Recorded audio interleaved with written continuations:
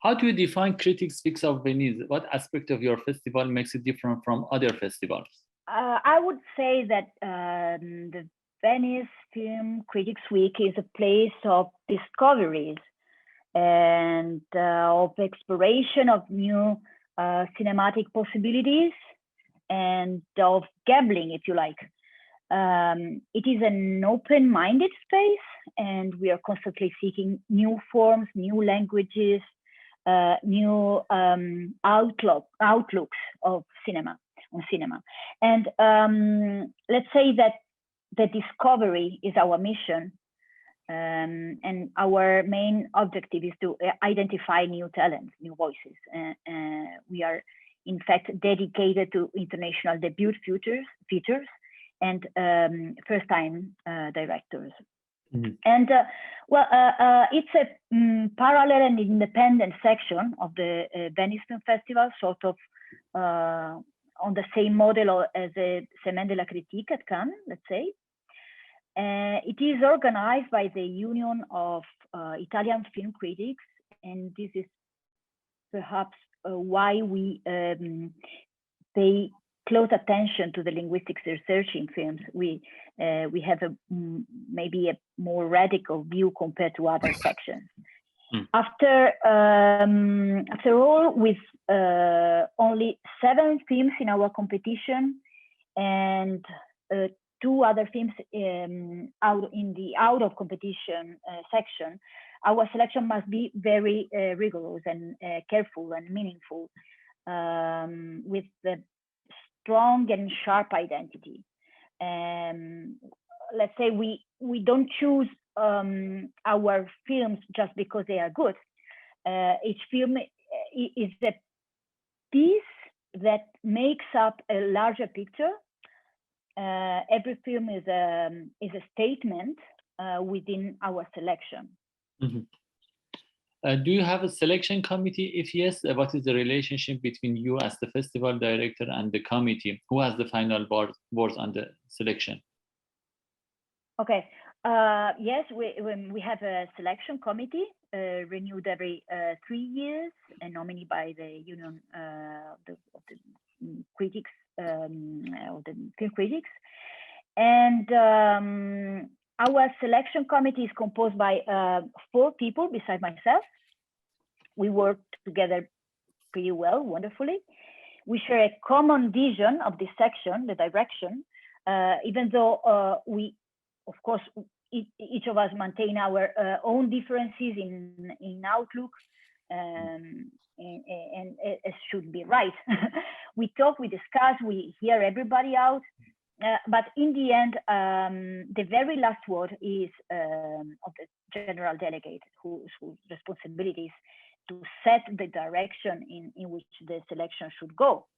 In the end, I mean, I listen to everybody, we discuss all together, but in the very end, I have the responsibility of the lineup and I take the risk. So, okay, what is a good film for you? Do you have few examples in mind? Yeah. Well, it's tricky because today that everything has been said and done already. A good film for me is something unexpected, open to possibilities, even not perfect. I mean, that makes non-obvious, non-conventional choices, and that conveys an authentic energy. It even takes risks. And an example could be Memory Box, premiered this year at Berlinale. It's one of those films that radiates energy everywhere. Or why not one of our films, Ghosts, that won last year's Venice Critics Week. It was in our selection last year. It is a film that breaks from what is expected from Turkish cinema in the international festival circuit.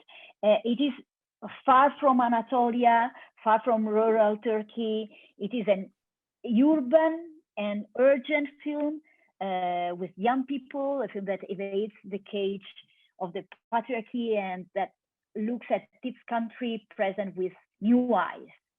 There is a clear sense of rebirth.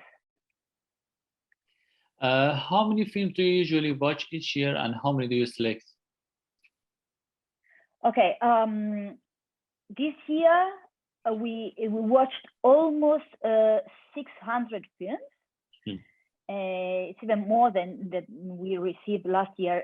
They were approximately 400, almost 500. Last year, yeah, I think it was like almost 500.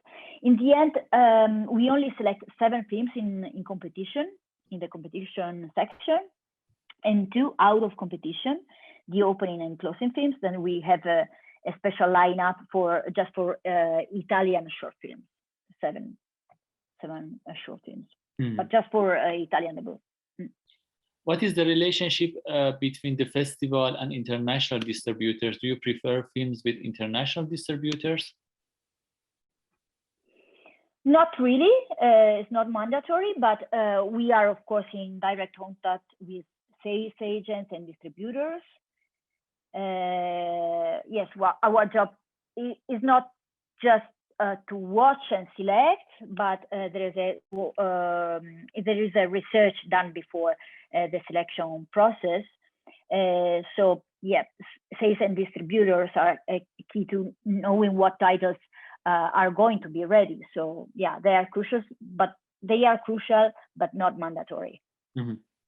How is it essential for you to have a premiere of a film? Yes, I think it's absolutely essential to us, a world premiere status. And this is because I think A-list festivals such as Venice and Cannes and Berlin have the task of discovering new cinema. And we make some exceptions. So for example, I think it was in 2016, we presented Los Nadie by Juan Sebastián Mesa, a Colombian film, as an international premiere, because the world premiere had been done as a very small screening for a very few people at Cartagena de las Indias. So it was on the other part of the world, and we really wanted to embrace this title and show it to the world, but it doesn't happen often. Mm-hmm.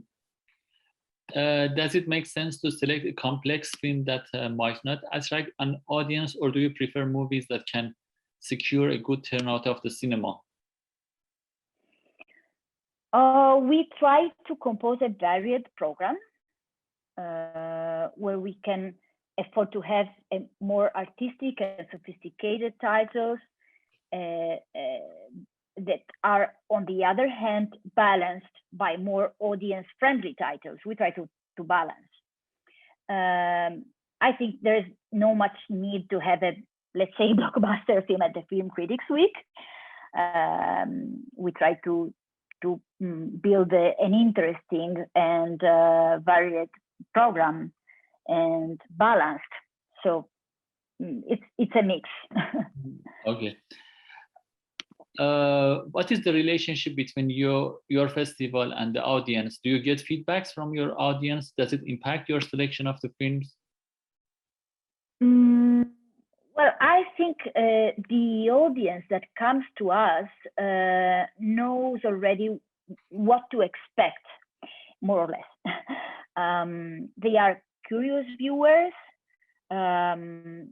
and now we see a growing interest in the international press and international festival programmers, for instance.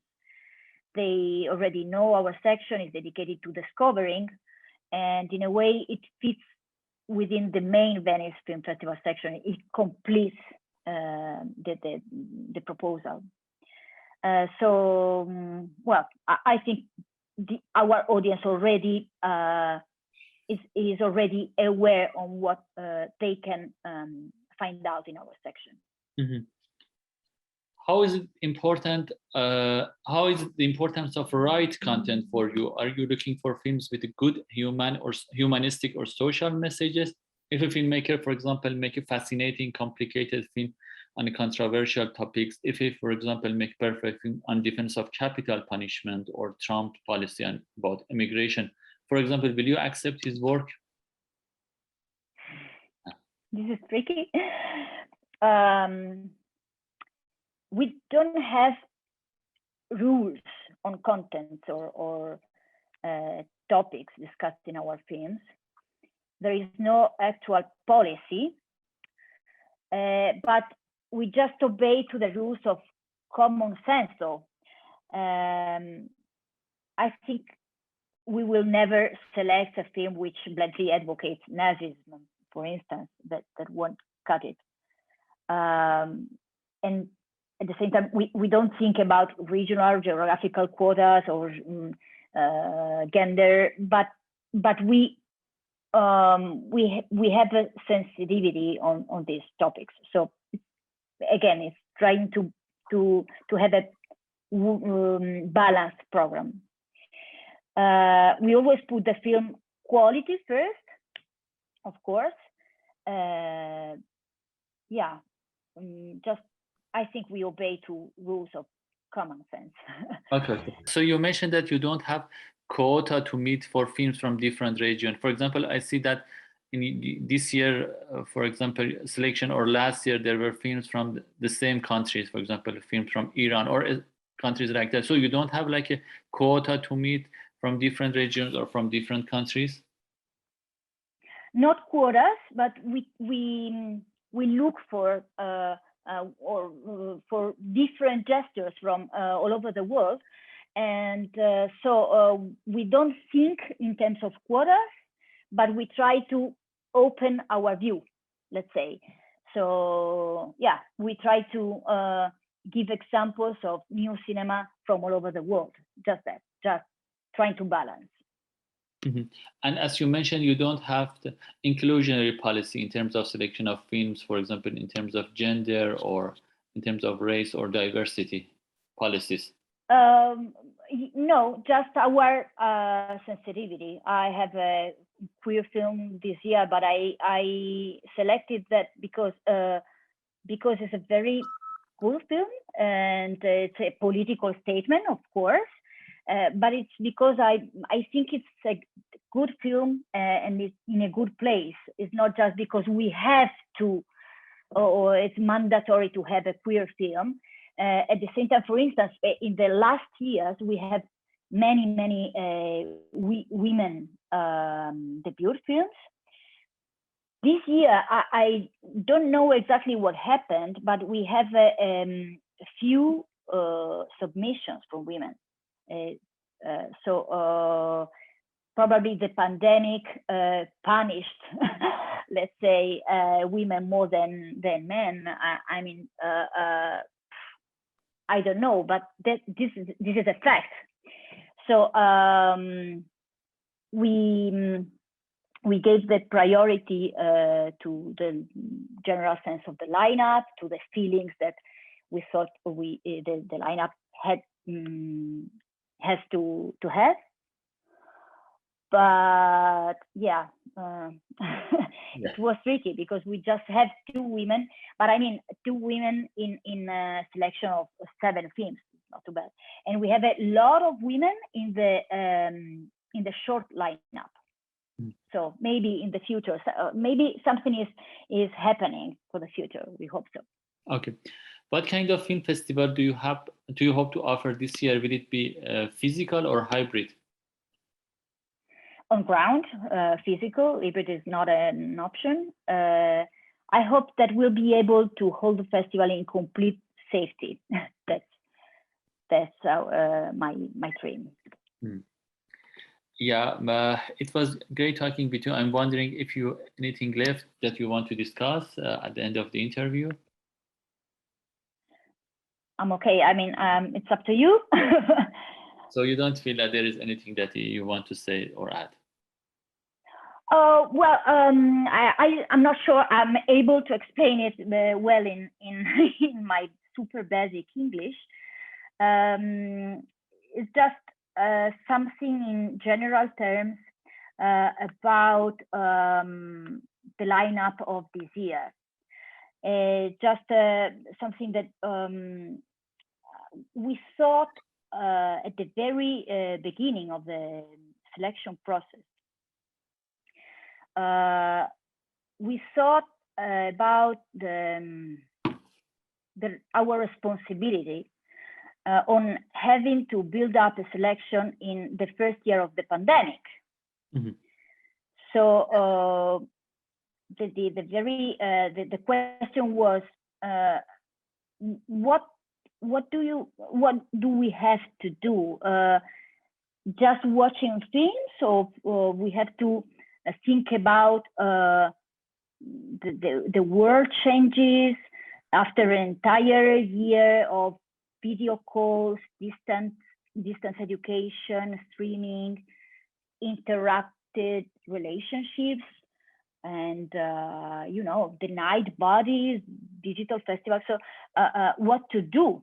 The real challenge was to reclaim the act of watching in a theoretical way, and to question ourselves. What became of cinema after the pandemic? What has changed in our outlook, in our way to watch films? And so that was the principle. And in the end, we tried to look for answers. Mm. We didn't find answers, of course, but we find out possibilities or suggestions. And in the end, I think that the 9 films that we have are stories that invite us to connect with one another, and films that seek in the past, in the historical past, even the historical past, answers to the doubts of an evidently fragile present, and that push us to reflect on these crucial aspects that have been violently upset by COVID. And I mean, the meaning of life and death, new coordinates of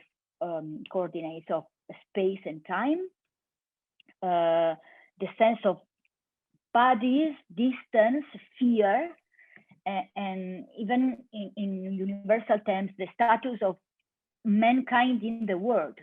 Mm.